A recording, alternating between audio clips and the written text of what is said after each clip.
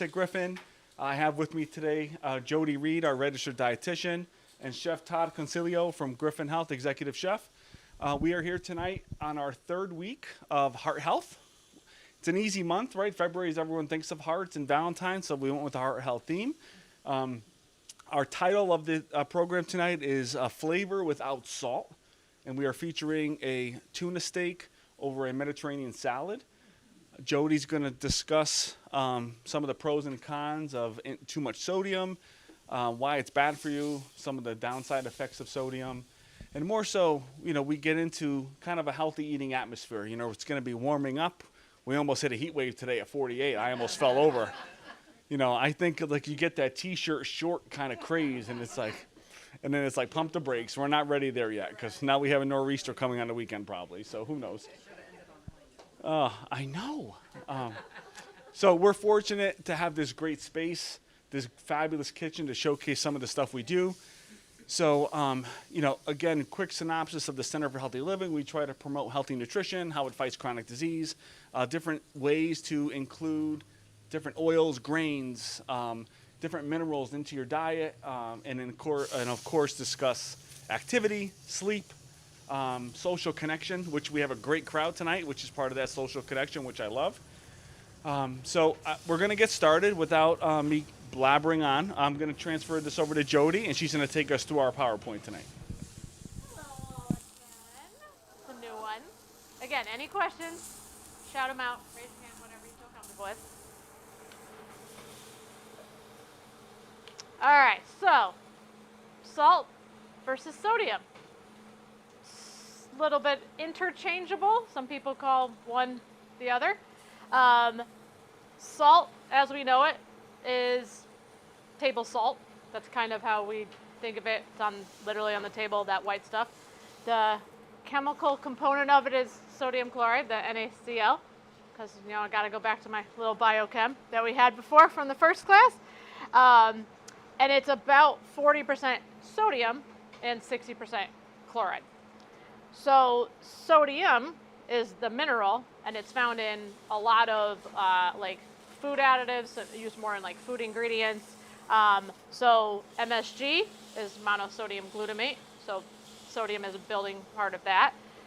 Sodium bicarbonate, which is baking soda. And then sodium nitrate, a preservative, and that's in a lot of the processed meats, like hot dogs, salami, some deli meats, things like that. And the sodium nitrates and nitrates have been linked to colon cancer in much smaller amounts than they originally had thought, which is why colonoscopy screenings keep getting lower and lower in age. And I tell everybody, go get your colonoscopy screening. That's a whole nother month. So, sodium. Impact on our health. A lot of people know at this point it does obviously impact blood pressure, but we do need to have sodium, and part of what it does is it conducts our nerve impulses, triggers our muscles to do the reflexes, and maintains a proper balance of water and other minerals like potassium and chloride in our bloodstreams and the rest of our body. So about how much do we actually need estimated for these functions? We only need about 500 milligrams, which is not very much. So usually, that's why I would tell people try not to add salt to things, because you're going to get enough to do the maintenance that you need in your body. And I put a couple questions on there. Does anyone know, just guess, how many, yep. Yes, yep. Does anyone know about how many milligrams a day the average American consumes of salt? A lot, yep. 2 to 3,000, okay. Not bad, a little low. Any other guesses? Yep. 3,500. It's 3,500, yep. It's about 3,500 to 4,000 milligrams a day, the average American. Now, yes, there's people that are lower. There's also people that are higher, depending on their dietary intake. So, how much is in 1 teaspoon? How many milligrams do you think is in just 1 teaspoon of salt? Is all salt the same no matter Yes. Yeah. Some are a little different, like sea salt versus kosher. They're close. Yeah, they're all about the same-ish for the teaspoon, but there's, yeah. Does anybody have a guess how many milligrams might be in a teaspoon? Close. 2,400 milligrams in 1 teaspoon. Not very much. So when people add it to things slowly, might not be too bad. But a teaspoon, I've seen people put a teaspoon in one thing, and that's their whole, and they're going to eat that whole thing. So they're already at their recommendation because the recommendations are for about 2,400 milligrams a day. We need about 500 for, our body estimates, and 2,400s are the kind of recommended limit or allowance that we want people to try to have. So just that 1 teaspoon is where you try to stay at. Yeah, but then you have to add in all the other stuff. Yep. So Yep. it might be a quarter of a teaspoon. Yeah. Right? Yep. Yep. Oh, no, That's why I tell people to really try not to add salt to too many things, because it can add up very quickly. It's in things you don't think are salty, like milk and dairy products. Yep. you're making pasta, Yeah. and people tell you Salt the water. salt the water. Yeah. And I don't, because I add just a little bit of oil just so that it Mhm. doesn't stick. Yeah. But So somebody the only said, reason you So need I'm going to just reiterate the Yeah. question. So people online that are watching, the Yeah. question was, what about adding salt to the water for pasta? So, salt, they say to do that because that's how you flavor the pasta. You don't really need it, but it's going to absorb in there. And it depends on how much salt you're putting in there. I know some people will be like, oh, it should taste like salt water when you're cooking pasta because that's how you flavor the pasta. But your pasta will absorb some of that. It's not going to absorb all of it, but that's really why people do it, is for flavor, for seasoning. Yeah. Yeah. Yeah. When you're cooking pasta, don't ever put oil in your water. You're just wasting the oil. It does nothing to the pasta. It sits on the top. When you drain the pasta, it just goes down the drain. It has nothing. It will never coat the pasta. When you cook your pasta, if you want to add a little bit of olive oil to the end so it doesn't stick, if you're not putting it right into your sauce, don't. It just literally sits on top, and you're wasting good oil. So. So my mother used to do that. And then I read something, I was like, I wonder why she always did that. And Yeah. it does nothing. Yeah, it doesn't. Literally, if you think about it, when Grease and water. It sits there. Yep. You drain it. It does It's not gone. adhere. Yes.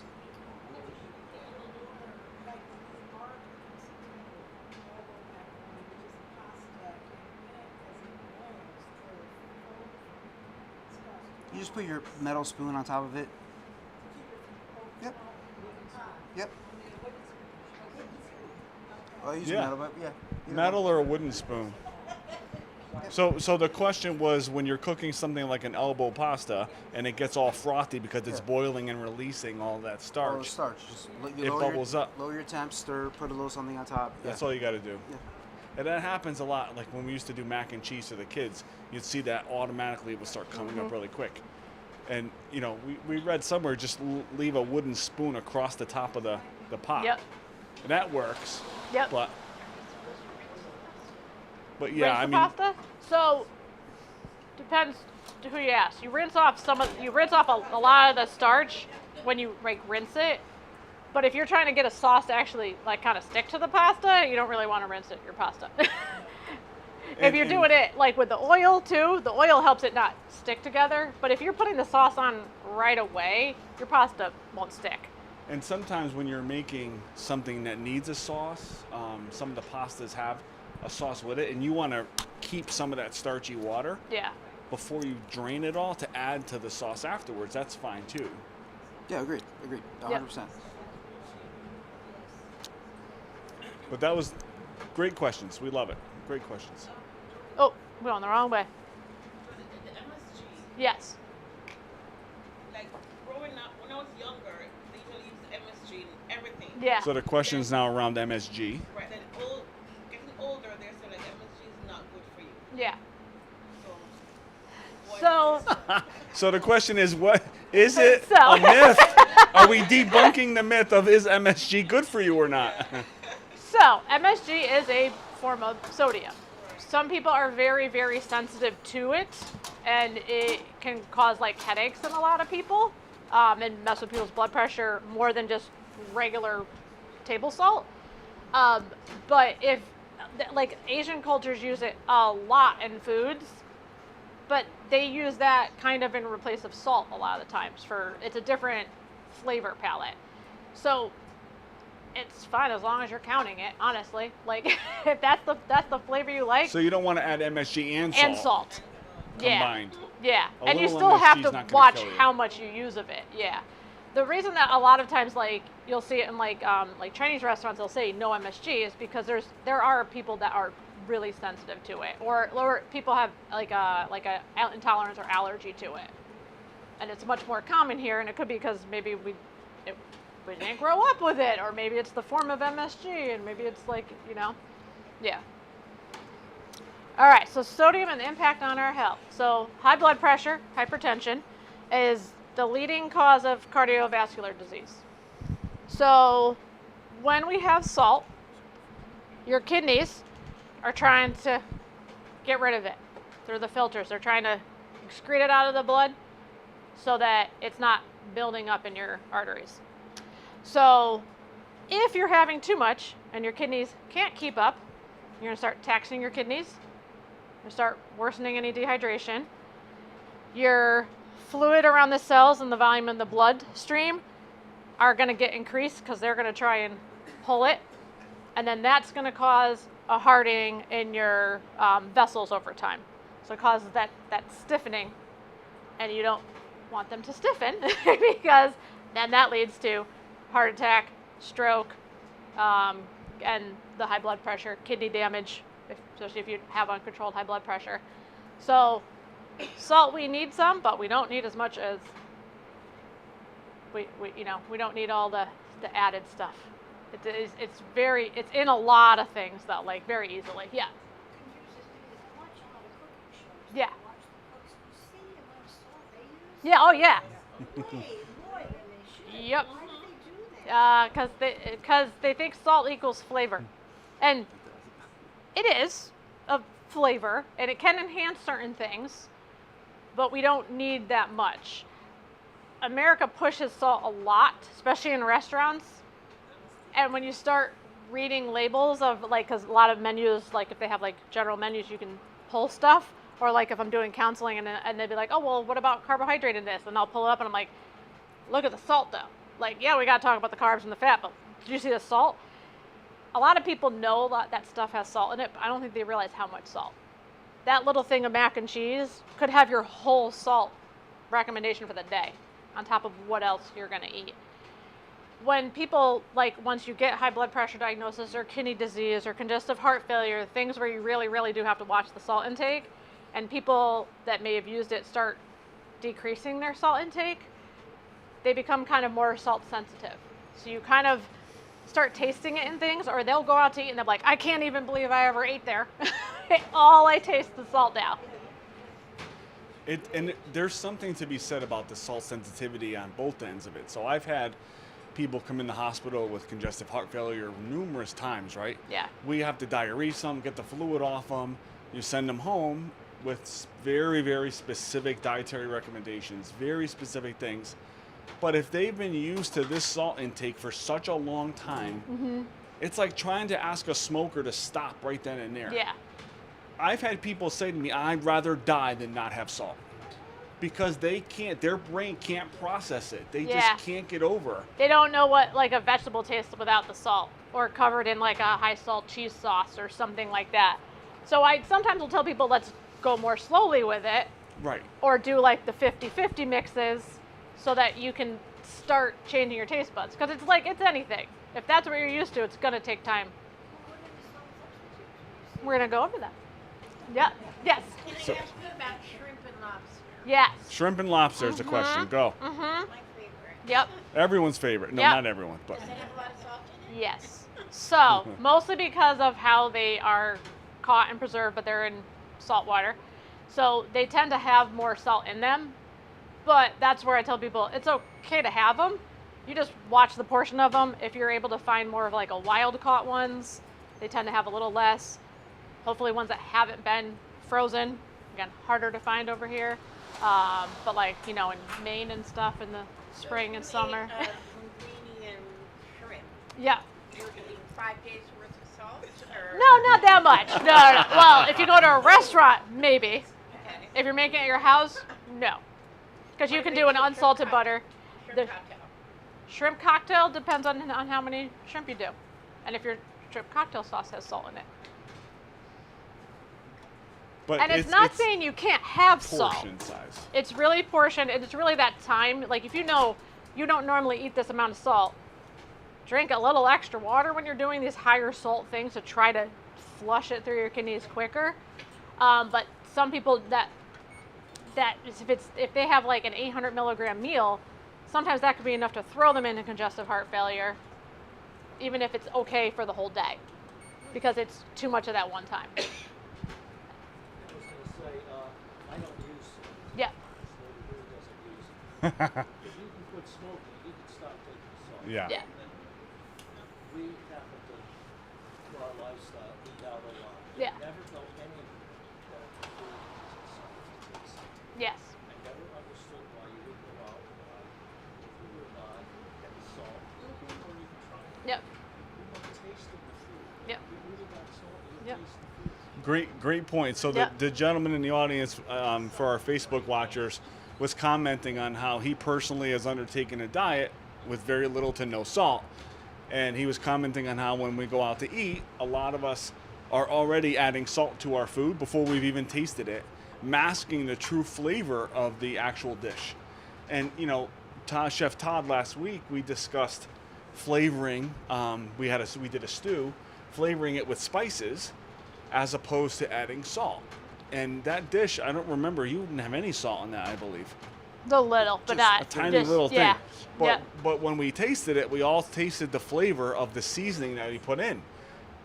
So that's the trick, finding a way around it. But I agree with you. Yeah. If you, I agree with you can definitely do it. Yeah. But I also think, as Jody said, doing it in moderation. You can't go from high octane salt to nothing, because your body's gonna crave it and your palate's gonna be like, this doesn't taste Yeah. good. This doesn't tastes taste horrible. Yeah. Pickups got salt in it. Yeah. good. Right. Yeah. So you But- want to be able to enjoy your food. And even at restaurants, when you go out, if you know that they're actually like making the food, you can tell them, can you not add Yeah. salt to that meat before you cook it? And a lot of people are like, I can. I'm like, absolutely. You made mention of stop smoking. I bet your food tastes better after that. Oh yeah.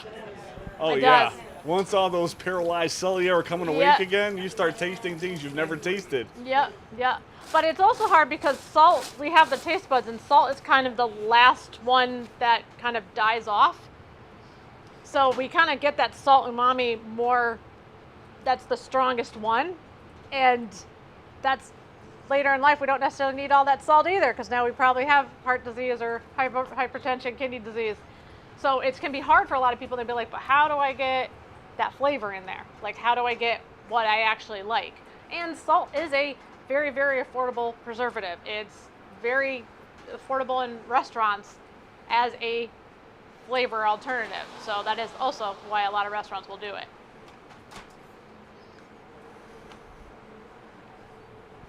All right, so people heard of, I know everybody's heard of the DASH diet because it's been around for a while, and the Mediterranean diets.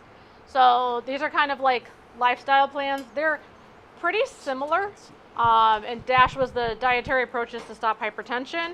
And Mediterranean diet is based off of like Greece and Italy and how they eat over there. Both of them are very more like plant forward, a lot of fruits and vegetables, whole grains, a lot of color. The kind of difference between the two is Mediterranean's a little more plant focused, so they kind of do like how, like last week I was talking about meat as more of an accent or like a garnish. They do a lot more fish when they do it, and even when they do have meat with Mediterranean, it's not like a bigger portion. Dash doesn't necessarily restrict the amount of like chicken or anything that you do with that, but they still kind of limit red meat on it a little bit. All right, so how can you flavor without salt? Lots and lots and lots and lots of ways. And one of the handouts gives like some other like seasoning blends. I think it's the last page of the handout too. You can definitely make your own sodium-free blends at your house. Or if you're a little lazy like me, you can do the good old Dash.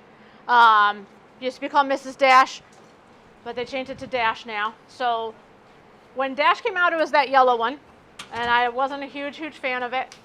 And I have people, and they'd be like, oh, I don't like Dash. And I'm like, try it, honestly, any of the other flavors they make, and I love them all. The garlic and herb I use all the time, and they have a really good Italian seasoning. They have an everything but the bagel, like salt-free blend, which I love everything flavoring. They have a lot of different blends, but also McCormick makes their own, which they're known for a lot of higher salt seasonings. They do make salt-free blends now. There's lots and lots of companies that are coming out with these salt-free seasoning blends, and that flavor profile can kind of start tricking the brain and being like, I can still get the flavor without necessarily the salt. The more easiest way is these like new salt or no salt products. So table salt is sodium chloride. New salt, no salt, there's another one too, it's potassium chloride. So it's kind of the closest to like an actual salt substitute versus the salt-free seasoning blends like a Dash, that you can still kind of get that taste and it won't affect blood pressure. You have to watch potassium in later stages of a kidney disease, but you have to use a lot of this stuff to kind of worry about the amount of potassium that's in it. Plus, you're much more worried about salt when you have kidney disease. So some people will do the new salt or no salt. There's also one called Salt Sense. There's ones, Morton's makes a light salt. So it's table salt, which is sodium chloride and potassium chloride mixed together. Or you can simply get this and add a little bit of salt to it, because you're going to use a lot less salt than like getting at a restaurant. You can still do that. One of the things I tell my patients if they like cottage cheese, I'm like, get a no added salt cottage cheese and add a little salt to it. It's still going to be a lot less than what's in cottage cheese. And they're like, it tastes weird. I'm like, that's because you're used to the salt. There's a lot in it. But cottage cheese is a very good snack option. And then you can also, which we talk about, like the difference between like searing and charring and roasting and getting that caramelization. That alone will add a lot of different flavors. Like a little bit of like oil or like the spray oils to get that like caramelization goes a long way. Yeah, that releases the natural sugars that are in the ingredient. You can, when Chef Rizio and Todd talk about acids, I know Mike Rizio loves talking about acids, and he talks about it in pretty much everything. All the time. All the time, it's his favorite. But you can use like the lemon, orange, lime, and then the vinegars for an acid taste. Like balsamic vinegars, apple cider vinegar, white vinegar, rice wine. There's a lot of different vinegars out there. That also will change the profiles. And then try something you may not have had before. Lemongrass, definitely gotta know how to prep that. Turmeric, which we had in last week's. Thai basil versus like a regular basil. It's a little bit different of a taste. A little, I don't even know how to describe it. Potent. It's a little, Potent. how would you describe Thai basil versus, not as flavorful, right? It's not as sweet as regular. Thank you, yeah. And that's, Yeah. Jesus. Yeah, it's not as sweet. Yeah. That's pretty much how it. And then galangals, which is what I put up there. So it's kind of like a ginger. It's not as potent and in your face.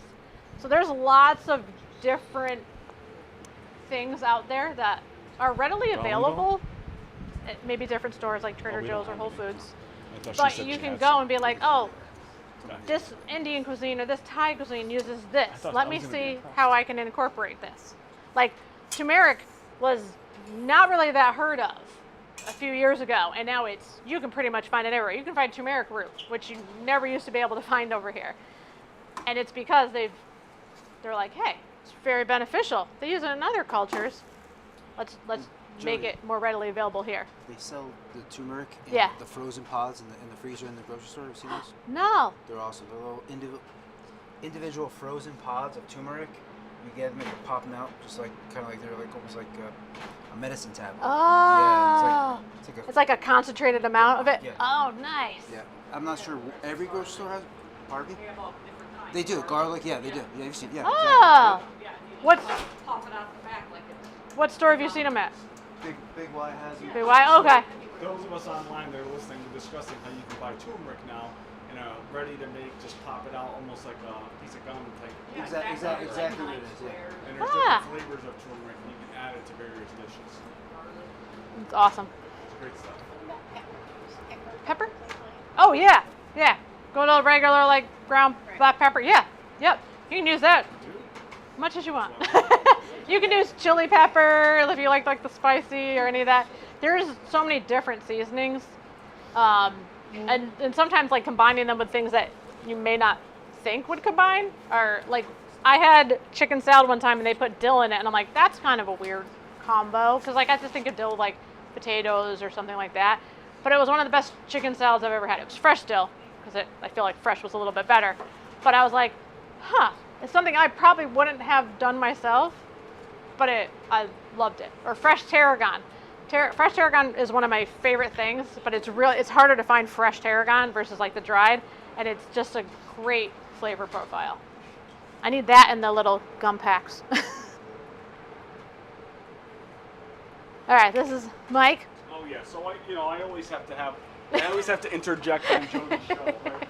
So what you're looking at is just exercise and sodium intake. So I think it's important to know the different ways that it affects things, right? So we talked about blood pressure, right?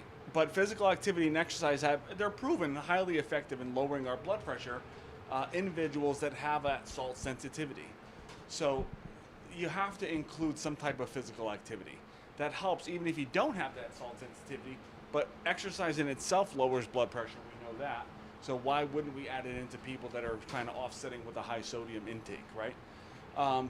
Looking at sweat loss, all of us at one point in our lives have sweat excessively, and God bless you if you haven't, I honor that, right? But in the summer, I am just, but when we sweat, we lose some of those electrolytes, we're sweating out salt. So that's something to just be mindful of because, it offsets salt intake. But you'll see when I get down to the impact it has on athletes, they have to balance that out. And we're not talking about the kids now who, they run a little race or they go to a soccer game and their parents are loading them up with Powerades and Gatorades and Celsiuses. That's a little bit different. When you're looking at active adults and damage protection, so there's research that suggests active individuals can better withstand the potential harms of excess sodium, such as damage to the heart, kidneys, and vessels. So they looked at people that were not active, and they looked at that same cohort of people that were active, and they noticed through their studies that the people that were more active, led an active lifestyle, their bodies were more adept to protecting the liver, the kidneys from that sodium damage to the cells, which is interesting. When you think about cardiovascular protection, we already know that exercise attenuates the negative effects of high salt, sodium, and heart health. I did reference the article that I used down at the bottom from the National Institutes of Health, if anyone wanted to look that up. It just talks about attenuation and how exercise helps fight off those negative effects. And then finally, we talked about athletes. A lot of us have either exercised, we have children that were athletes, grandchildren. I have two kids that are highly competitive in soccer, and when they're sweating, it's the first thing I don't do is I don't go run and get them something right away. You just make it available. Most of the time you're giving them water. Your average Gatorade has a fairly, kind of acceptable amount of your average potassium, sodium electrolytes, and that's how they market it, the Powerades and things like that. I think it's important to know that when you're really competitive as we get into our teens and into our even early 20s, we're pushing ourselves. And you are having an excessive amount of sweat loss. So it's important to replenish that because you could have a negative effect of not having enough, right? And not enough of a regular sodium maintenance. So I think that was important to just comment on. And we've all had cramps at some point, and they're like, oh, have a banana. Have this. Bananas have potassium, right? But it's important to have just to know that there are two sides of everything, and moderation, I think, is the key. Yeah. A lot of people are like, oh, well, I do these electrolyte replacers. I'm like, you probably don't need that sugar that's in there. There's like maybe landscapers in the summer are the ones that need like the Gatorade or these electrolyte replacers that have the sugar and the salt. But the average like general workout, you don't need to be slamming back liquid IV. Like we're not sweating an excess of salt or even sugar at that point. Good old water works, and then eat some fruit for the potassium. Do the same rules apply to high cholesterol? So give me a... Higher cholesterol. Is it a congenital thing? Is it in the family, or is it just from life? Like your habits in the family. So congenitally, I mean, more and more of our providers are identifying people with cholesterol earlier on than they were prior. So they're putting them on a statin, usually a lower dose, and then working with that. But it's the sodium equally bad for people with high cholesterol. Only in the fact that if you're stressing out your vascular system, your arteries, because your blood pressure could be running higher from the excess salt, that could put you at risk for more of the I don't have atherosclerosis. high blood pressure, just high Yeah. cholesterol. But if you're eating, like, your blood pressure can be fine, and if it's still too much of an excess of salt, it starts causing the hardening of the arteries. Okay. But even you have even to, in the absence of high not blood being pressure. diagnosed with hypertension. yeah. Now remember, you still have your liver and your kidneys filtering, so now you're on a statin, which is helping the helping the cholesterol levels in your blood, but that's still a medicine, so it's still going through your system. So, it's It's not necessarily like dependent, but it's not. Connected. Yeah. they're not tied. They're not inversely tied like that. Yeah. Okay. Yeah. It's But more of the let's fat let's with give the you a cholesterol. scenario. Let's say you didn't take your statin, and your cholesterol started getting really high. That can cause blood pressure on its hypertension on its own. Couple that with a higher sodium intake, now you've got 3 risk factors. So I missed that. She said we're all gonna die. Yeah. We're all gonna die.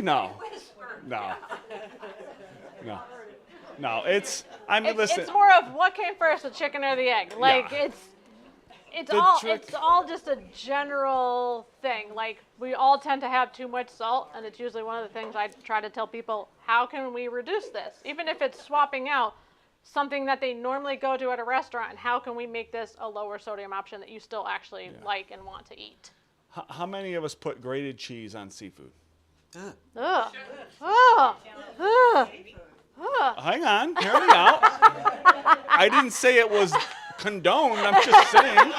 Wow. I thought I had knives hitting me.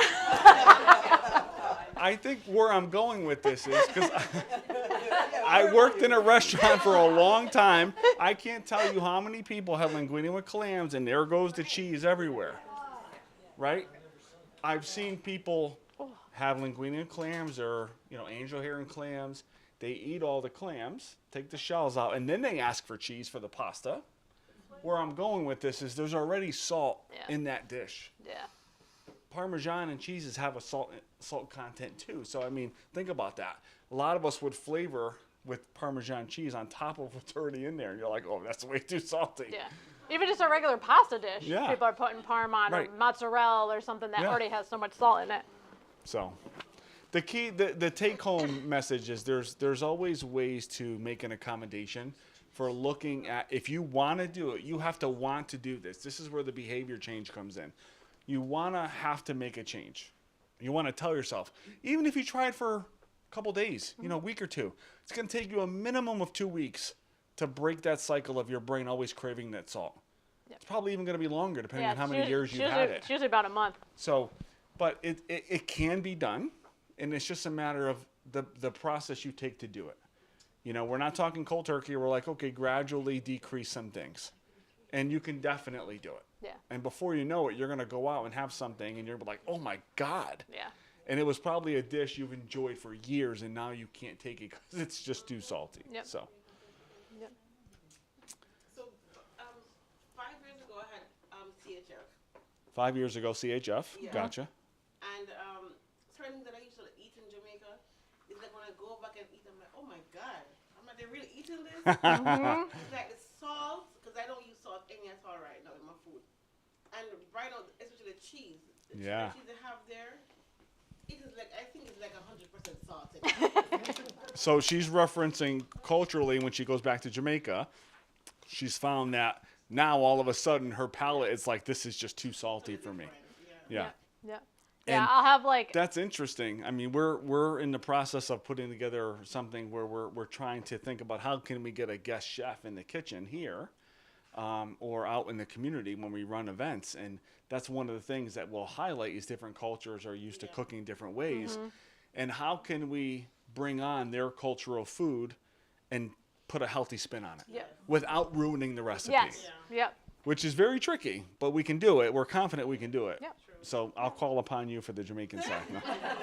There- Everyone, I'll tell you when. We have your Yeah. number. Yeah.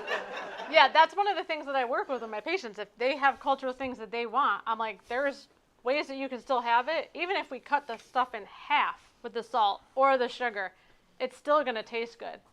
One of the ones is that they're like, like I'll have like my Puerto Rican patients, and they're like, my family's not going to eat brown rice. They're just not going to do it for rice and beans. And then I had one patient that actually did it, and she goes, they didn't even notice a difference. I was like, if you know how to cook it, it's got all the seasoning in it. And the beans help a lot too with the texture. There's ways to do it, and sometimes if people don't know how to cook it, and the other person's been cooking the entire time, they may not even notice. It can still taste good. Yeah. A love of Italian food. Here we go. I love it. It's like that. But I understand that having a pizza, one slice of pizza have enough sodium to cover the whole pizza. It depends on what's on the pizza. Yeah, it depends what's on the pizza. Depends where you get it. Depends on the sauce. Yeah. It depends how much cheese is on it. It depends if they're The doing a kind of blend. cheese. It depends if they're putting parm on top of it too. Anchovies. Yeah, salt, Well, the pepperoni. if you're talking about just a plain cheese, Yeah. a slice of cheese, so a lot of times, and Todd can back me up, when they're doing the dough, there might be a little bit of salt added yeah. to the dough if they made their own dough. Who knows how they did it? Yeah. And then I know what The we sauce. do is when you stretch the dough out, we ladle some sauce. Is there salt in this sodium in the sauce?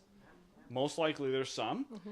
And then what we do is, I always sprinkle Parmesan before I put the other stuff on. So if you think about it, you're layering. It's like an onion. It's like, holy cow. Yeah, So Yeah. that's not far fetched. yeah. And it's not saying you can't do it, but it's also how much of the pizza are you eating, like the portion. It's always Just really going to one be about piece. portion. If you do one piece, is it a really big piece? If it's one of the smaller pieces, it's Then fine. I'm going to have 5. That's, yeah. If it's like a decent size, it could have anywhere from like 600 to 700 milligrams for that slice. It's not going to be your whole day's worth.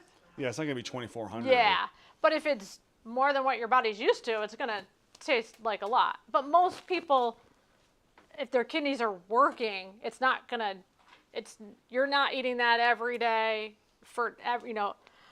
every day for dinner for a week, so you're having too much of that salt. If you're having it once a month and that's the most salt you get, it's an outlier. Most people's kidneys are going to be fine.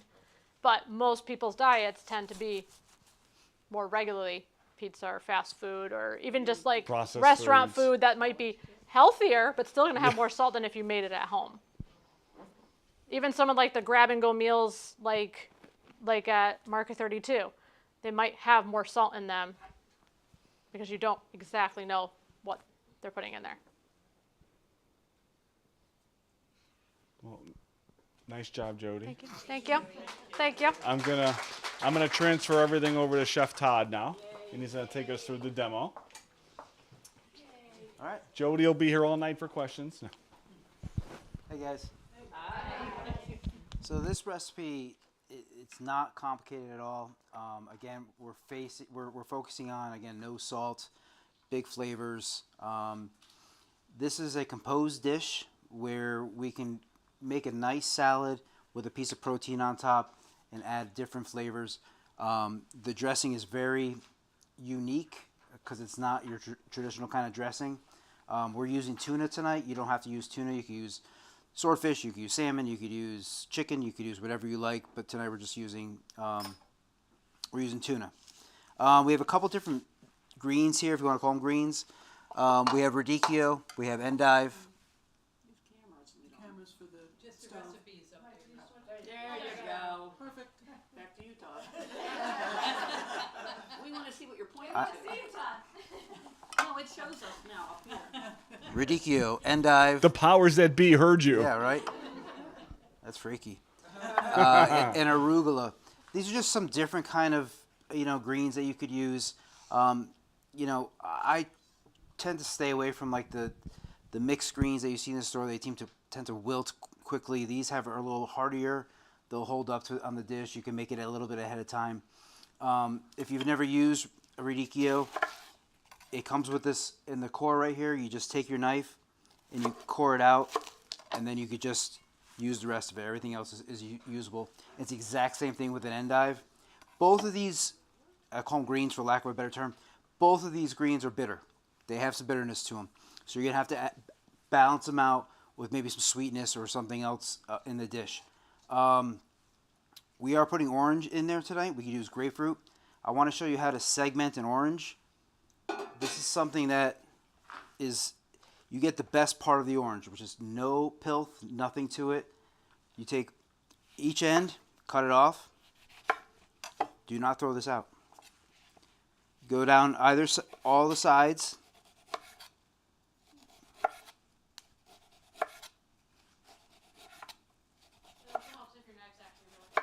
Yes. And now you've been doing this for a couple of years. So all the white you want to come off. All the white is very bitter. So you take this, and now you have, and when you do this, do it over a container because you want to save the juices. You go on either side of the white wall, and then it kind of falls right out. So that way you have just the best of the orange.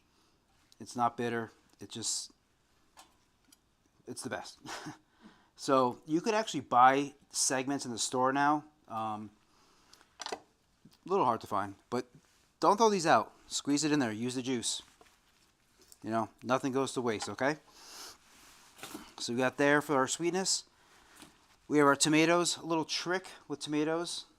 If you have to cut a lot, if you have some of these deli containers, which I'll be making the dressing in, you take 2 lids, put your tomatoes in there, put the lids together, and then take your knife and go strap knife, yep, and go right through, and they're already cut for you. I know, look at that. Cool. Yeah, so just a little trick. We're gonna make the vinaigrette for the marinade for the tuna. This is so no high tech, or not high, low tech. Yeah. I'm sure you all go and you get a quart container from either leftover Chinese food or whatever. Save these guys. In here, I did this on purpose. I have my chopped herbs, my basil, my oregano, a little bit of garlic, like a smallest amount of salt, lemon juice, and then olive oil. The ratio should be 1 to 3, 3 to 1. 3 being the fat, which is olive oil. And literally have these ingredients in there and just shake it up. It comes emulsified. Did you use fresh garlic? Yes.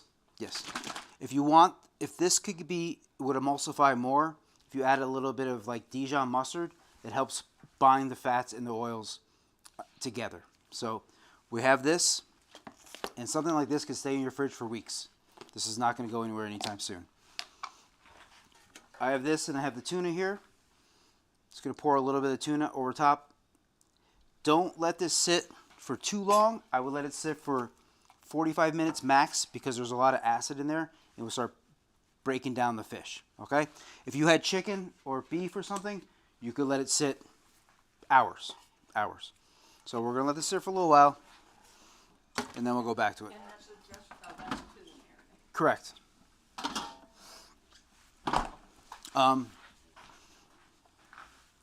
That one other added addition I'm going to put into this, and this just came up today because something we ordered. I was like, this can be really good in here. I was out in the back, I'm like, what? When did we get Asian pears?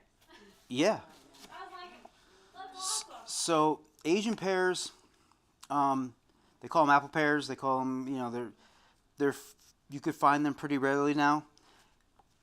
I love these for a couple reasons. They're crunchy, they're sweet, and they are so good for hydration. I mean, they really bring back. So you add all your greens and this more hydration. It's a great little, you know, supplement for that. It'll just add to the dish. I mean, again, this is just something that, you know, I thought that'd be fun to have in there.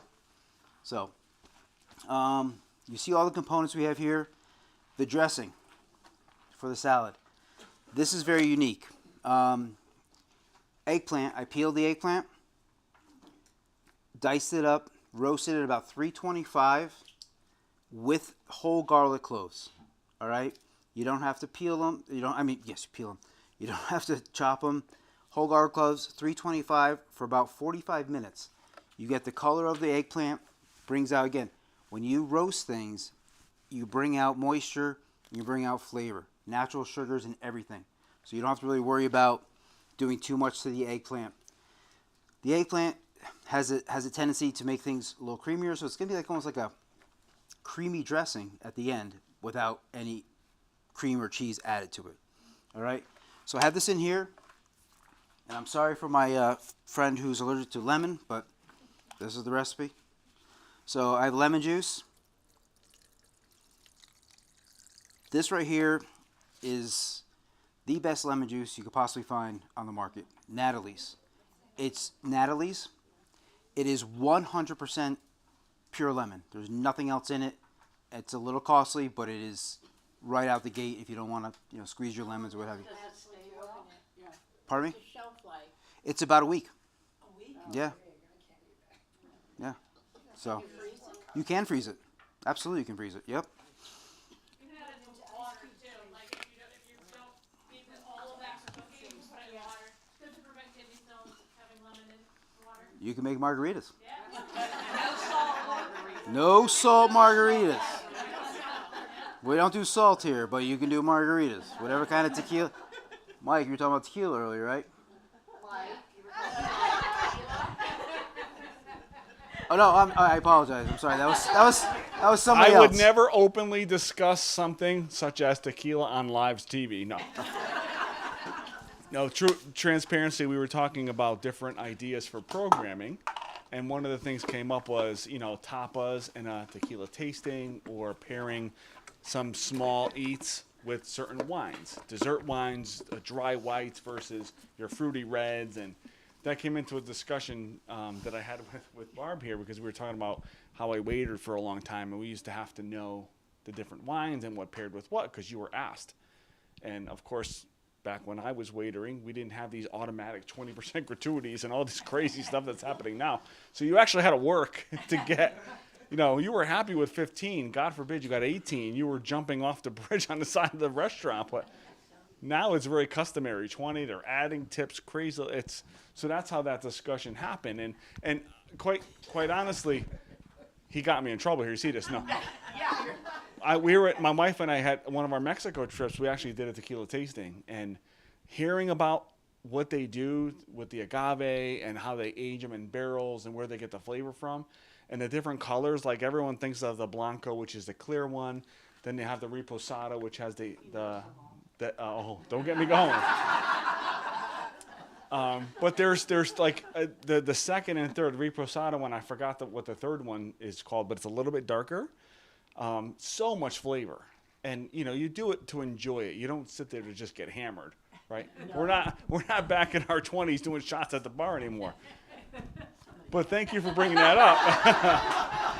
I bid to the fair chef over here in the corner. Listen, us chefs were a little bit kooky, you know. We do. Anyway, so can I continue? Oh, feel free. Take the tequila out of your back pocket. How did he know? All right, so this dressing right here. Again, we have the eggplant that's been roasted, the garlic that's been roasted, so the garlic is nice and soft and sweet. I can't emphasize enough about using fresh herbs. Fresh herbs are gonna, like Jody was talking about earlier, fresh tarragon, these potent herbs that could really elevate your dish. You know, you have to experiment with these things. You know, what flavors go with what. There are a lot of things with AI now, and I know that my director Chris just bought a book that really helps identify what goes with what perfectly. And you know, people study these things. What does oranges go with? You know, what does, so there's all these flavor profiles that we can use out there and use them for healthy benefits. You know, fresh thyme to me is my favorite herb. It's neutral. It doesn't blow things out of the water. You know, if you put tarragon in here, you'd be like, whoa. You know, it's just not going to be, you know, if you were making like a lobster salad, so my lobster earlier, tarragon would be perfect. You know, dill, you know, chicken salad or tuna salad, perfect. For this method right here, fresh thyme, I know herbs are expensive in the grocery store. It stinks. I grow them, you know, during the summertime, and I keep them around as long as I can. It's so great to go out the garden and just pluck off a little bit of fresh basil, thyme, whatever it is. If you have the ability to do that, I always suggest doing it. So we have this in here, the lemon juice, the eggplant.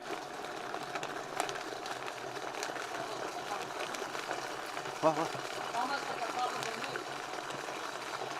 Very similar, yeah, because we'll have the same kind of consistency at the end. Yeah, yep.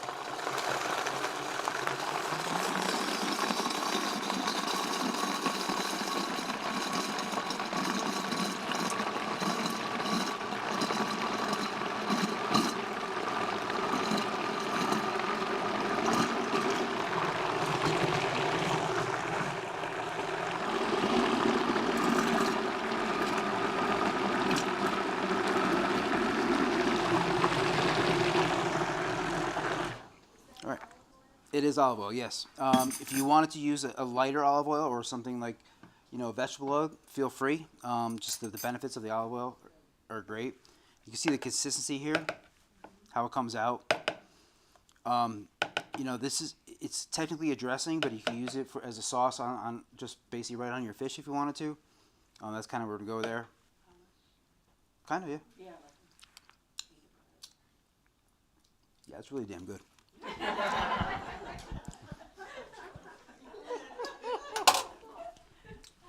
Even without the tequila, it's good.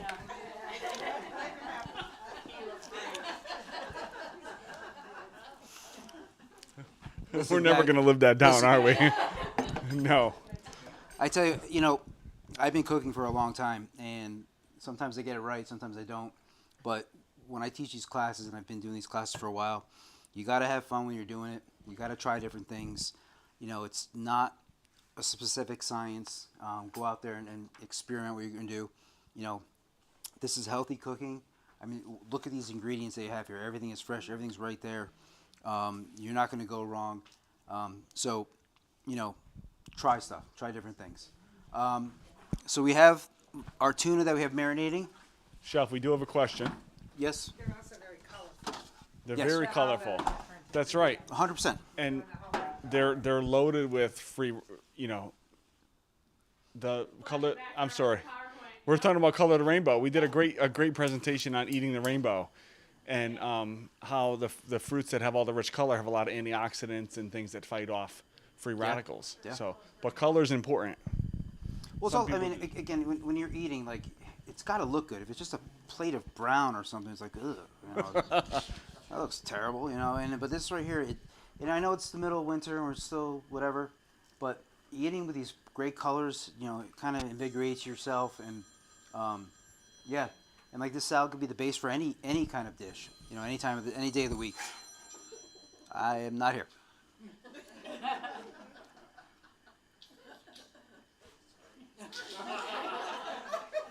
That was someone calling about the tequila there, Chef Todd. You know, when it's my time, I don't call you. And you guys and you're probably the guy that's allergic to lemon, right? I definitely will. Does that last a long time in the refrigerator if you wanted to make it? Absolutely, absolutely. More than a week? I mean, At least, yeah. I mean, there's nothing in there that's really going to get you. You know, in the professional world, we say 3 days, but this could stay at least a week or so. Don't freeze it; it's gonna be terrible. Don't freeze. Don't. No. So. I did. Sorry, did I not mention that? Yeah. Peel the eggplant. Yes, he definitely Yep. peeled the eggplant. Yep. 100%. Yeah, just a little bit of olive oil, a little bit of salt, pepper. You know, pepper's not good. What's that? No. No. Yeah. Yep. Yep. Yeah. So we're using the grill plate here today. We, you know, this is we're talking. Jody was talking earlier, I believe, about, you know, and I think Mike was as well, about different ways to cook your food to get the caramelization. You know, summer's coming at some point, and you know, it's great to not smoke We out hope. your house. If you could put something like this on the grill outside, and you get the great caramelization, you know, and everything sears in, but you got to cook hot, meaning these grills have got to be, you know, crank it 500 degrees, get some good marks on it. That's all that stuff is coming out in flavor. So you can see your grill's like smoking right now. You want to hear that? You can see it up on the left TV there. And that's just a tuna steak, Chef? Pardon me, yeah. So, you know, they have, you know, frozen tuna. You could buy the fresh. You know, you can't really go wrong either which way because of how they prepare it, how they, you know, stabilize the animal. But again, this dish could be with anything. You know, chicken. You know, any side of, like, you know, filet mignon if you wanted to, for jazz it up. But we're trying to stay a little more heart healthy, so we're going with fish. Salmon would be a good another great option here. So this guy's going on the grill for a little bit. How many of us have one of these grill plates at home? Few of us, right? That's the thing that comes with the stove in the middle, right? Many times, yeah. And you flip it over. It's got a griddle side and it's got a grill side. Yeah.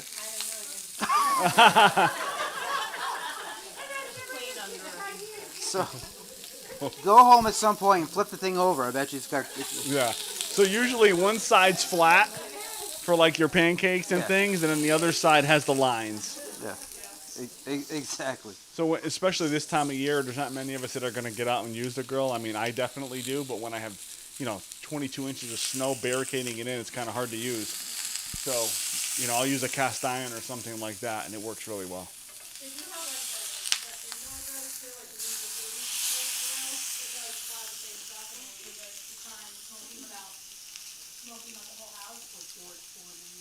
Oh my goodness. George Foreman, remember? You could probably get a lot of money for that thing. They still sell them? The older ones are a lot better than the newer Griffins, though, because they're more like a cast iron. The old cast iron plates on them are a lot better.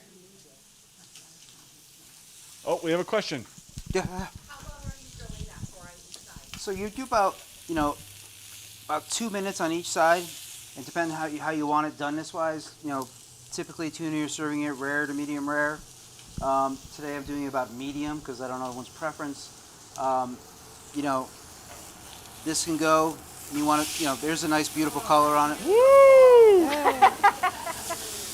And you know, again, the caramelization on it, it's looking fantastic.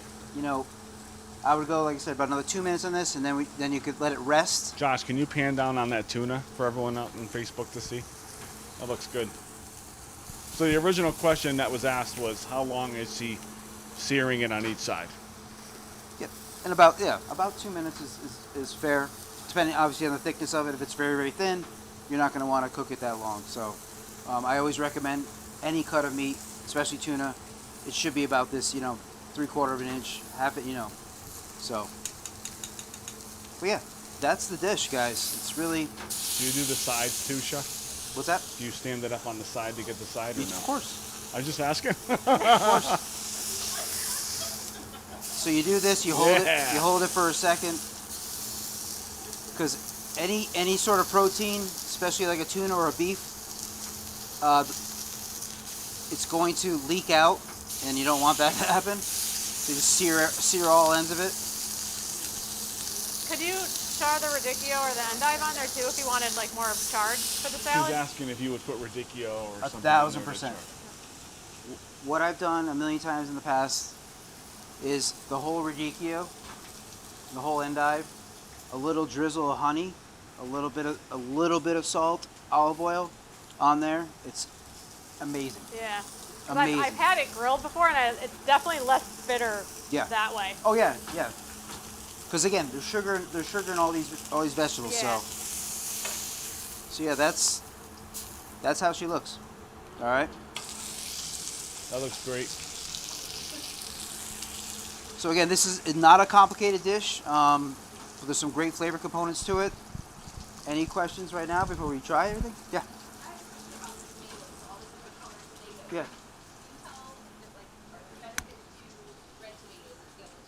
Jody can answer Yeah. that better than I can. Yeah. I Yep. So there's different vitamins, antioxidants in the different colors. So like even with peppers, there's red, orange, yellow. They have like different lycopenes and anthocyanins and all these different things in there. So if you have different colors, they do have different benefits. So that's why a lot of them are the medley that you can do. But they're all gonna have like vitamin C. Like they're all good that way too. They all have the same fiber and stuff. I think those are the tomatoes that I always tend to get because I just love a raw tomato. But a lot of people don't like raw tomatoes, so they might like just the yellow because the yellow and orange aren't quite as tomatoey. They're not like as bitter almost. So I find they're sweeter. Yeah. Yes. Oh yeah. Yeah. You let them ripen. Yep. Yep. And the one that it colors is the ripest and Yep. easiest to digest. Correct. Yep. So the red is ideally the best one because it goes down without any heartburn. Yeah. Well, yeah. It's a lot easier to That digest. might be true also Yeah. of the peppers. I mean, of The tomatoes. Yeah, because you can technically eat green tomatoes. But there's a reason that in the South there's the fried green tomato movie because they're definitely bitter and harder to digest.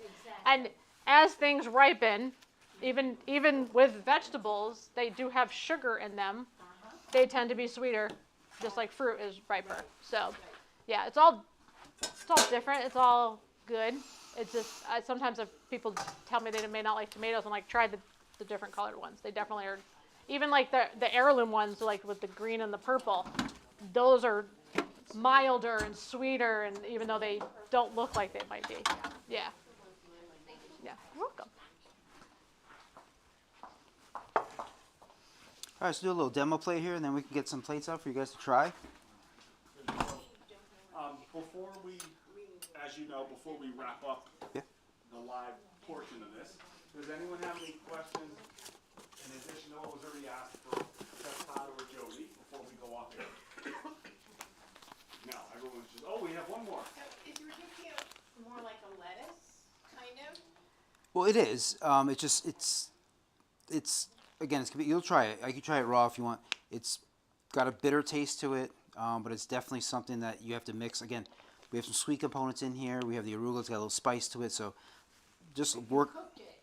So If I was going to do that again, that would be a complete. I would put that with like, if I was doing something like a braised dish or like a pork chop or something, to have that as a side dish, kind of as a something along those lines. Yeah, for sure. When we were in Italy, they served radicchio with a lot of dishes just as a side. That, you get a little endive, Pinocchio, call it. Oh, he's been to Mexico. He's been to Italy.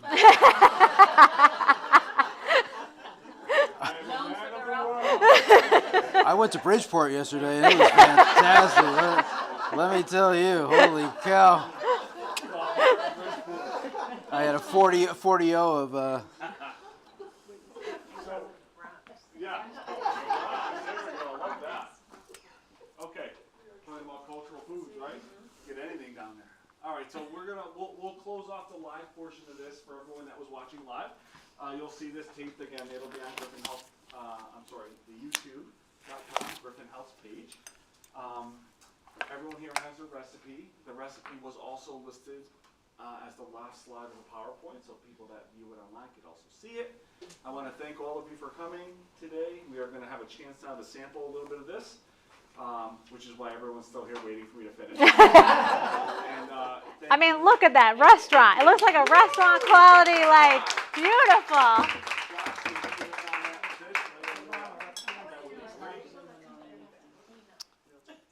If you saved your fennel fronds, you're good to go. Look at that.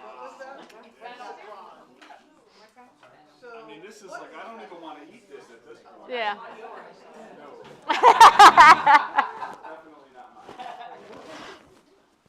All right, so Thank you everyone. guys. Have a great